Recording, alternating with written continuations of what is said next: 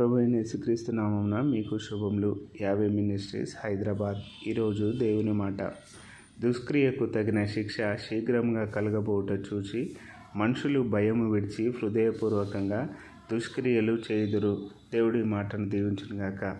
ప్రియ సహోదర సహోదరి, దుష్క్రియ శీఘ్రంగా కలగబోవుట చూచి మనుషుడు భయము విడిచి ఉద్దేశపూర్వకంగా పాపం చేస్తాడు అని దేవుడు చెప్తున్నాడు. నీకు పాపం చేయట్లేదు అనంటే, నువ్వు పాపం చేస్తున్నావు అంటే దేవుడి భయము నీలో లేదు అని అర్థము.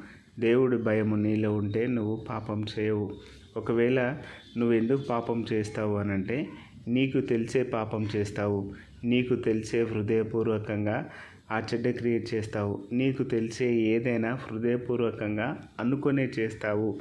అంతేకాని అన్ఇన్సిడెంట్ అనేది ఉండదు. ఒక పాపమైనా, ఒక చెడ్డ క్రియ అయినా, ఒక తలంపు అయినా కూడా నువ్వు అనుకోనే చేస్తావు తప్ప నువ్వు అనుకోకుండా ఏది చేయవు. అది నువ్వు ముందే ప్రిపేర్ అయి ఉంటావు.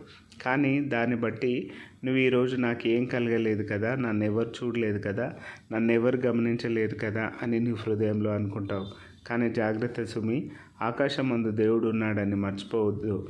ఆకాశం నుండి దేవుడు నీ క్రియను నిన్ను గమనిస్తున్నాడని మర్చిపోవద్దు. దేవుడికి భయపడు. దేవుడు భయం లేకపోతే కనుక నువ్వు పాపం చేస్తే ఒకరోజు తీర్పు ఉంటుంది. ఆ తీర్పును నువ్వు నిలబడతావు. నువ్వు చేసిన ప్రతి క్రియను బట్టి దేవుడు నిన్ను పనిష్మెంట్ చేస్తాడు. నువ్వు చేసిన ప్రతి దుష్కార్యమును బట్టి, చెడ్డ క్రియను బట్టి నిన్ను దేవుడు తీర్పులోనికి తీస్తాడు. కాబట్టి జాగ్రత్తగా ఉండు. ఈరోజైనా నీ జీవితాన్ని సరి చేసుకొని నీ పాపపు క్రియను వదిలిపెట్టు. దేవుడికి భయపడి జీవించు. అప్పుడు నువ్వును నీ కుటుంబం దీవించబడతారు. దేవుడు ఇచ్చిన మాటను దీవించునుగాక. ఆమెన్.